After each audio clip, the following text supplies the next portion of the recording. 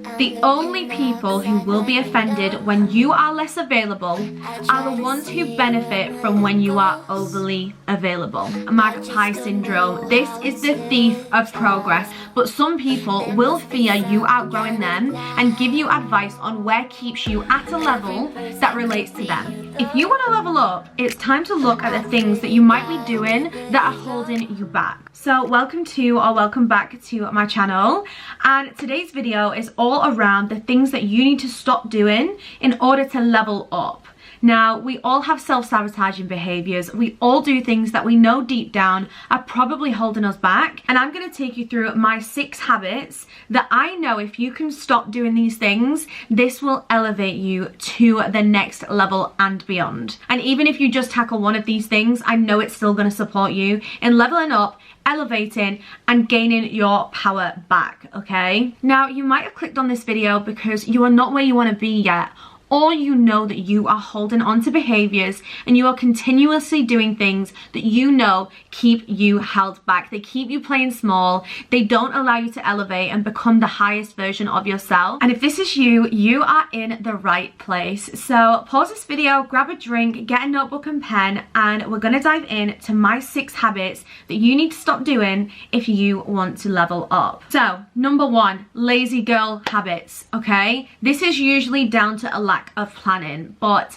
I know for me, I am a self-confessed lazy girl at times, okay? I don't always want to do the things that I find difficult, or I don't really want to do, I'm not really that motivated to do them. For me, a lack of planning always seems to cause me to pick the lazier option, the easier option, the more comfortable option. And the best way that you can avoid doing lazy girl habits, such as not making your bed, not getting dressed in the morning, not completing your morning routine, not getting to the gym, not getting the piece of work done, is usually because you haven't actually planned for what it is that you need to do. So the easiest way to solve the lazy girl habits is to, number 1, plan, okay? Plan out what you're going to do. Time block your calendar if you have to. Set a morning routine or a chain of events and actions that you're actually going to enjoy.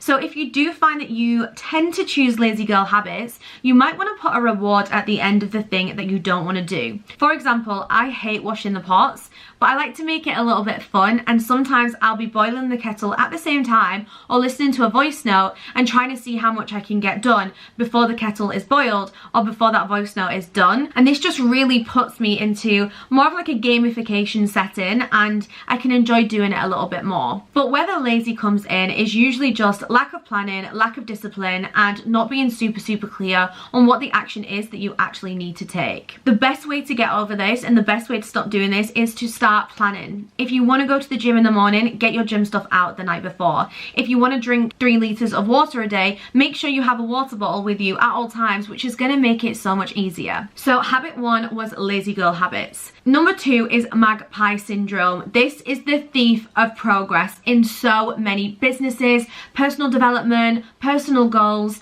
Having magpie syndrome, and what this means is just constantly looking at everyone else's grass, constantly looking at the shiny objects around you and thinking that that is going to be the golden ticket to get you where you want to be. Maybe it's a business idea or a theme, an aesthetic that people are doing on Instagram, constantly just looking at what everyone else is doing and trying to always hop onto that next thing. It prevents you from actually making progress. It stops you progressing forward because you never actually focus in on one thing for long enough to actually see it into fruition and to actually have success. And it's a little bit of chicken and egg with magpie syndrome. I believe if you already suffer with magpie syndrome and constantly looking for the next best thing or seeing what the next trending thing is or the hack that's made somebody go viral, can cause lack of results. But then because of that lack of results, a lot of the time when people don't see the results fast enough, this is also where magpie syndrome can kick in as well, by looking at what everyone else is doing and wondering if there's other ways or better ways to do it. Now, there's absolutely nothing wrong with looking and entertaining at different options.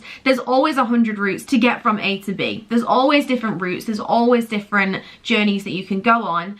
But what I often find, and especially with some of my clients, is there's that constant just one eye open, looking at what everyone else is doing and never actually tunnel visioning on the thing that you want to create and the thing that you want to do.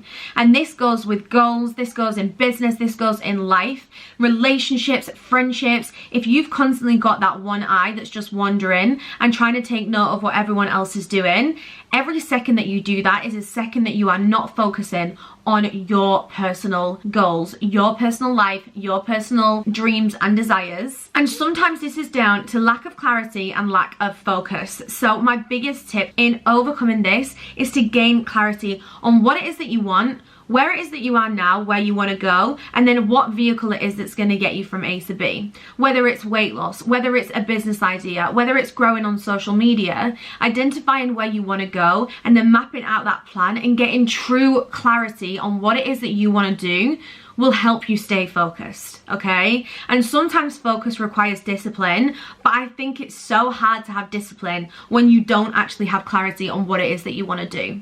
The same with the lazy girl habits. When you're not quite clear, you don't really have an agenda, there's nothing really to stay accountable to, you often will find that your eye will wander and that you'll start entertaining all the different options. So number 2 is magpie syndrome, and the best way to get over this is to gain clarity and get focused, get tunnel visioned on what it is that you want to do and actually see it into fruition before then hopping on what the next person's doing. Number 3 is just taking advice from anywhere. Guys, we have to stop taking advice from everyone, every social media platform, every friend, every person that we have in our life, because I'm going to be really real with you guys, and it's a lesson that I've learned recently. It was a tough pill to swallow for me, but number 1, not everybody actually has your true best interests at heart.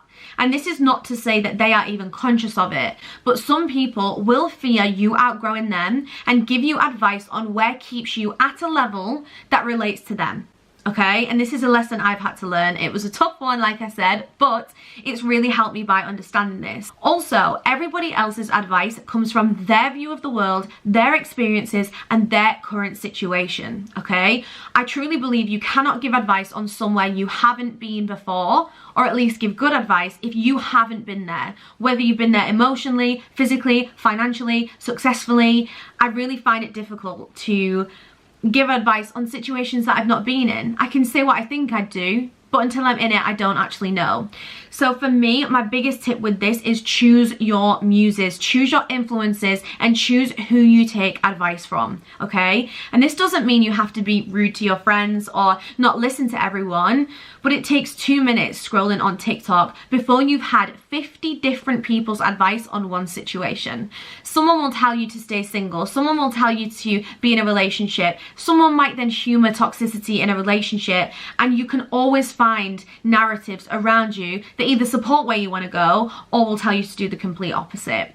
And I really think it's so important, especially if you are on a journey where you are navigating new things and maybe you're not 100% sure on where you're going, to actually have the right influences and the right advice around you, okay? And it comes into a factor of things: experience, knowledge, whether this person's been there before, whether they have your best interests at heart, and whether they actually understand your situation as well. So one thing for me that I've had to stop doing is just taking advice from everyone, okay? Because before you know it, it's pulled this one thing that you were really clear on into a million and one directions. Everybody's playing devil's advocate, and granted, sometimes that's a great thing, but it can add so many opinions and voices when actually, if you just dig deep into what you actually want and you listen to your intuition and you pick your own muses, you pick your own influences, I can promise you, you'll be on a better track, and you'll probably feel a lot more confident in that decision making if you take advice from less people, but people that you really do trust and that trust that they have your best interests at heart as well. Now, following on from people is people pleasing. Guys, as an ex-people pleaser, I cannot tell you how much this holds you back from leveling up and being who you want to be. I felt horrible if I had to cancel plans. I felt horrible and always said yes to things I didn't even want to do because I was scared of upsetting other people. And actually, for a few years, I lived my life based on what everybody else wanted to do, okay? I lived my whole life based on everybody else's priorities because I couldn't find the strength and the voice to say something different to what plan was being offered on the table or to what was going on. And I found found that I had such a cycle of self-sabotaging behaviors, not being able to say no to plans that I didn't want to do. It then stopped me doing work. I could have better utilized my time. I didn't really want to be there. And I was so afraid of letting people down that I just lived a life that wasn't even mine, okay? Because I just pleased everybody else and went along with what they wanted to do. And I forgot to actually hold my ground and live my own life and actually prioritize the things that I have said are important to me. So if you are someone that really struggles with people pleasing, my best advice is to slowly start implementing boundaries. Now, I put a quote on the Breakthrough Society from a podcast that I listened to, and it says, "A reminder to those trying to implement boundaries right now. The only people who will be offended when you are less available are the ones who benefit from when you are overly available." The only ones that will get offended are the ones who benefited when you were overly available. Okay, and that really hit me, because I think we always think we're the bad person when we implement boundaries, or we say no, or we prioritize ourselves. And actually what we fail to realize is there's two people in this situation, and if this person does kind of know you probably should be getting on with other things, or they know that you're not going to say no. I've had this for years. People know that I'm probably not going to say no. I'm such an easygoing person, and actually people do take advantage of that. Now, a lot of the time, it's not a conscious advantage. It's not a conscious thing. People just know that you're the yes person, or you'll never really say no. You'll kind of be up for everything, and they benefit from you being overly available. Being able to pop round, being able to just nip out and grab something together, being able just to be free to join on something that you don't really want to join on. And my biggest tip with this is to just implement boundaries. And the more disciplined you can be with your time and making sure that you're giving enough time to the things that you have said are a priority, you will find it easier to have those boundaries. And one thing I've definitely struggled with as someone that is self-employed is people taking advantage of the fact that I don't work a traditional job. And it is kind of tough sometimes, because actually the discipline it takes for me to get up and actually work, even though I love what I do, is so much. If I've committed an hour to doing something, I've really got to mentally commit to that, okay? Because I don't have a boss telling me that I need to do this, or somebody standing over my desk making sure that I work, or an office to go to that I have to be at. And actually I found that a lot of people just assume that I'm free in the day because I don't have a proper job. And that's something I've really had to navigate as well, of really setting those boundaries with myself. Even though I'm grateful for the freedom, I've had to set those boundaries with other people, you know? No, I'm actually going to spend the next hour filming, or actually I just want this next hour to recharge because I have an evening of calls.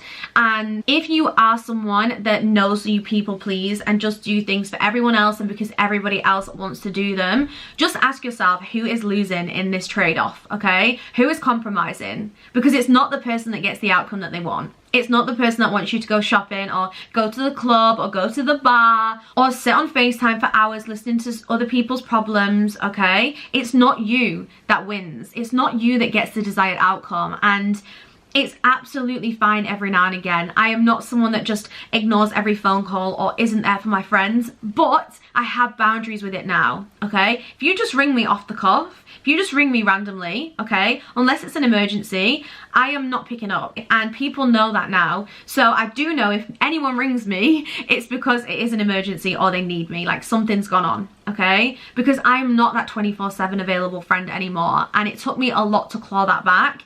And I really believe if you can adopt some boundaries as well, you will realize how much time you gain back and energy to put into the things that you actually want to do.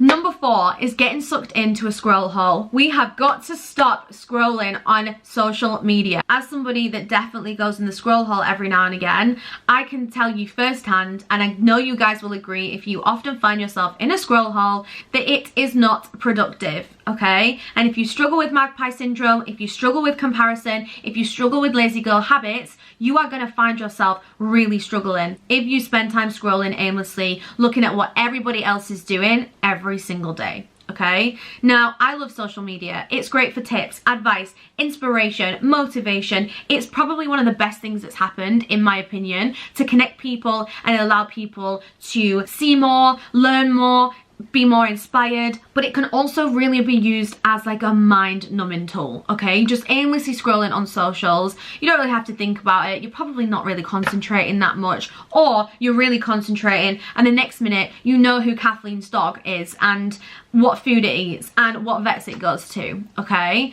But it is just the mind numbing element of scrolling on social media that you need to stop if you want to level up and actually take your goals serious this year. Now, my biggest tip for getting out of the scroll hole is to swap it. You can put locks on your apps can turn off after a certain time if you want to have that restriction. I personally don't take it that far because I know for me, from my history of eating, if I restrict something too much, then I binge it. And I know that if I do that with socials, the same thing's gonna happen. I'm gonna restrict myself way too much and then I'm gonna binge it, and then it's just gonna start this really toxic cycle. But I just consciously ask myself, if I need to be on this right now, is this what I said I would be doing with my time?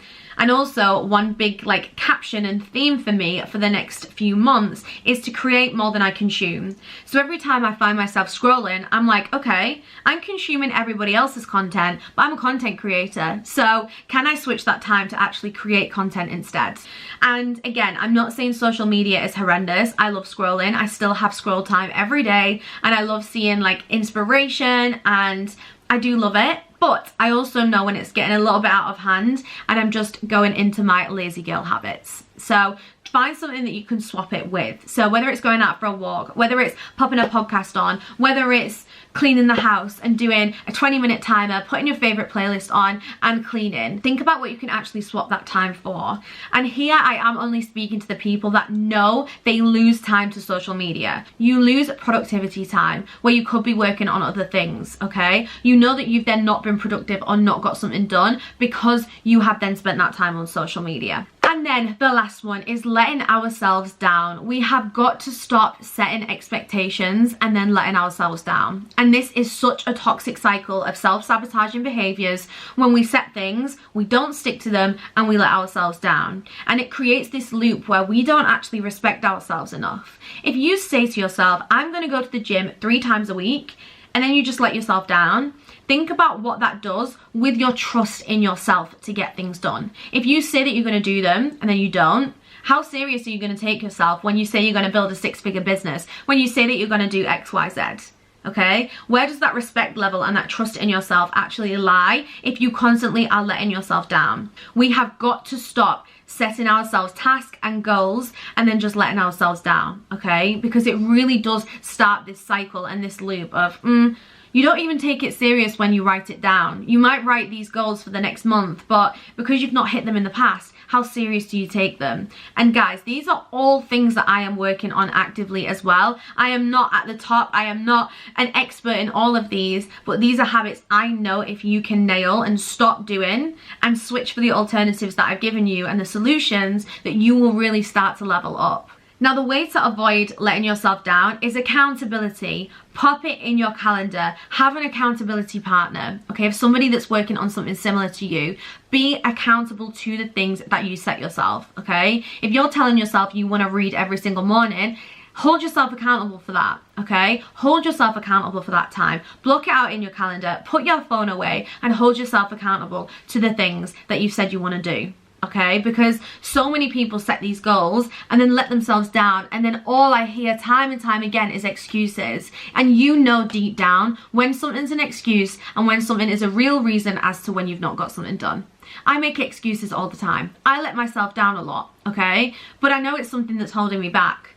Why would I want to do that? The best version of myself doesn't do that.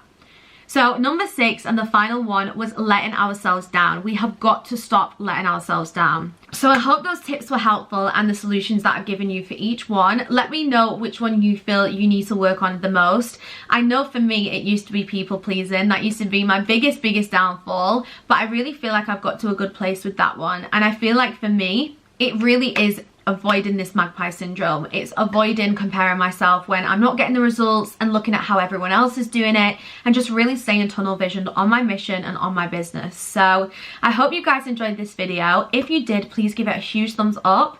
Don't forget to hit subscribe and the like button before you leave. And if you want to connect with me on socials, I'll leave them down below. But Hopefully I'll catch you guys in the next video and you want to stick around for more of this content, and I hope you all have a blessed day.